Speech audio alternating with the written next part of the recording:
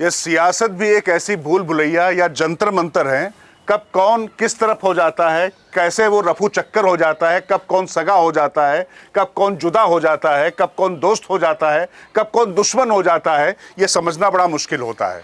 तो सियासत की इसी भूल भुलैया के जो पेंच है उनको समझने की कोशिश करते हैं, क्योंकि जब लोकसभा चुनाव अब कुछ दिनों बाद है, अधिसूचना जारी होने वाली है, ऐसे में चुनावी घमासान से पहले सियासी पहलवान अखाड़ों में उतर चुके हैं। आज की दो तस्वीरें पहले आपको दिखाते हैं। ये जो पहली तस्वीर है ये बिहार की है। बिहार में पूर्व उप मुख्यमंत्री तेजस्वी यादव लाल रंग की थार पर सवार हैं, उसका स्टीयरिंग संभाले हुए हैं। उनके साथ में है भारत जोड़ो न्याय यात्रा कर रहे राहुल गांधी। अब राहुल गांधी के सारथी वो बन चुके हैं। अभी कुछ दिन पहले तक वो नीतीश कुमार के सारथी थे। नीतीश कुमार तो उस थार पर, या यूं कहें कि जिस लालटेन की रोशनी से वो तीर निशाने पर लगता था, उनका चुनाव चिन्ह वो हट चुका है। अब राहुल गांधी के पंजे को लालटेन की रोशनी का सहारा है। फिलहाल वो थार पर सवार हैं। ये जरा दूसरी तस्वीर देख लीजिए। ये दूसरी तस्वीर रेवाड़ी में, हरियाणा में, किसानों का जो देशा में देश हरियाणा जिसके बारे में कहा जाता है, किसानों की जगह है। वहाँ पर रेवाड़ी में प्रधानमंत्री नरेंद्र मोदी किसानों और जवानों के बीच में है। 2014 का चुनाव आप याद करिए, जहाँ पर प्रधानमंत्री तब नहीं थे, वो गुजरात के मुख्यमंत्री थे। उन्होंने अपनी चुनावी रैली की शुरुआत वहाँ पर जवान सम्मेलन से की थी, सैनिक सम्मेलन से की थी। अब जरा इन दोनों तस्वीरों के जरा थोड़ा मतलब और निहितार्थ समझने की कोशिश करिए। तेजस्वी यादव का साथ होना राहुल के कई मायने में महत्वपूर्ण है, और जितनी गर्मजोशी, जितनी दरिया दिली दिखाई, इसके अपने मायने हैं। क्योंकि तब जब बिहार में पूरी तरीके से इंडिया गठबंधन को पूरे देश में बिहार से ही झटका लगा है और वो टूट गए, तो ऐसी स्थिति में जब दोनों लोग साथ चलते दिखाई पड़ रहे हैं, और जिन युवाओं की बात कर रहे हैं, तो दोनों नेता अपने आप को युवा कहते हैं, तो युवाओं को संदेश देने की बात हो रही है। अब ये संदेश कितना फलीभूत होगा, ये डिपेंड करेगा कि किस तरीके से आगे वो पत्ते चल पाते हैं। लेकिन यहाँ एक बहुत महत्वपूर्ण बात है जिसको समझना जरूरी है, क्योंकि लालू प्रसाद यादव जो तेजस्वी यादव के पिता हैं, अगर आपको याद हो तो राहुल गांधी ने उनको जेल से रिहा करने के खिलाफ जो अध्यादेश तत्कालीन यूपीए सरकार लाई थी, अपने ही प्रधानमंत्री का, अपनी ही सरकार का अध्यादेश Delhi press club of India में ऐसे फाड़ कर फेंक दिया था। लेकिन अब वही तेजस्वी यादव उनकी थार के सवार तो जो बने ही हैं, साथ उनके ड्राइवर भी बने हैं। लेकिन क्या प्रश्न ये उठता है कि ये जो जोड़ी है जब उत्तर प्रदेश में जाएगी, तो यहाँ पर तेजस्वी यादव ने जिस तरीके से उनका स्टीयरिंग संभाला है, वैसे क्या अखिलेश यादव जब उत्तर प्रदेश में राहुल गांधी पहुँचेंगे, तो क्या वो अपनी साइकिल की पिछली सीट पर उनको बैठा लेंगे या अगली सीट पर बैठा लेंगे? ये बहुत बड़ा प्रश्न है। क्योंकि हिंदी भाषी पट्टी की ये दोनों राज्य न सिर्फ सीटों की संख्या के हिसाब से, बल्कि देश में जो नैरेटिव बनता है, देश में जो पूरी तरीके से जो माहौल तैयार होता है, उसमें यूपी और बिहार दोनों बहुत महत्वपूर्ण भूमिका निभाते हैं। तो बिहार में तो उन्होंने संदेश दे दिया, और जो भी कहना था कि पूंजीपतियों की सरकार है, किसान विरोधी सरकार है, ये सारी बातें कही हैं।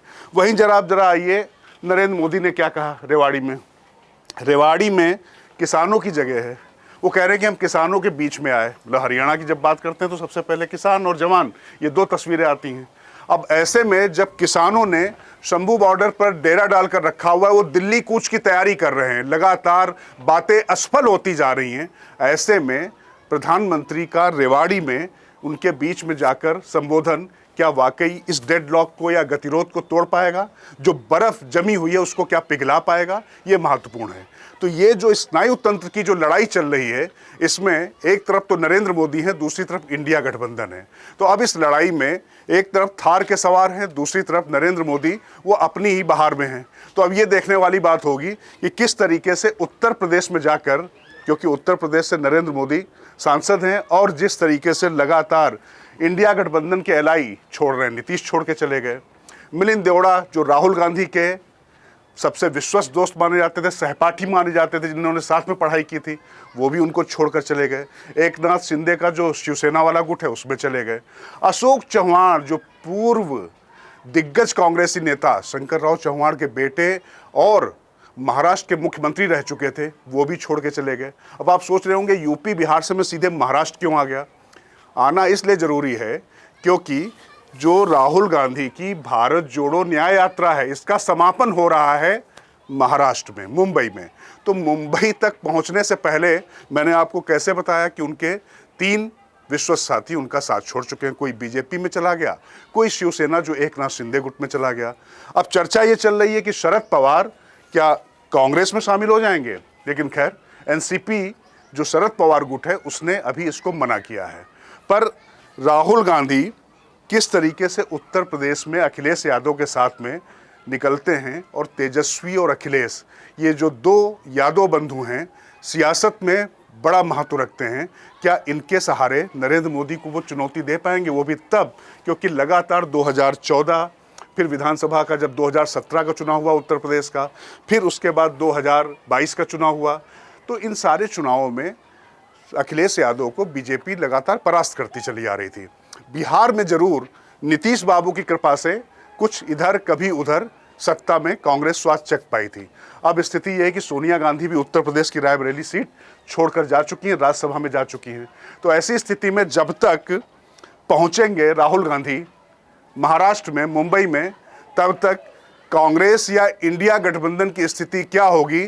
क्योंकि जिस पंजाब से किसान कूच कर रहे हैं, तो राज की बात यह है वहां से भी कुछ बड़े चेहरे कांग्रेस के वो एनडीए के साथ न सिर्फ हो सकते हैं, बल्कि एक बहुत बड़ा चेहरा, आप इशारों को समझ लीजिए, वो राजनीति का सिक्सर भी हो सकता है, वो भी कहीं एनडीए के पाले में ना आ जाए। तो ये देखना दिलचस्प होगा। तो सियासत के इस जंतर मंतर से अभी फिलहाल इतना ही। लगातार देखते रहिए बुलंद भारत टीवी के इस डिजिटल प्लेटफॉर्म पे हमसे जुड़े रहिए और हमें अपनी राय दीजिए, लाइक और सब्सक्राइब करिए और बताते रहिए कि हमने क्या अच्छा किया और जो बुरा किया उसको ज़रूर बताएं, ताकि हम आपकी ज़रूरतों के मुताबिक, आपकी अपेक्षाओं के मुताबिक ज़्यादा बेहतर होकर आपके सामने आ सकें। धन्यवाद।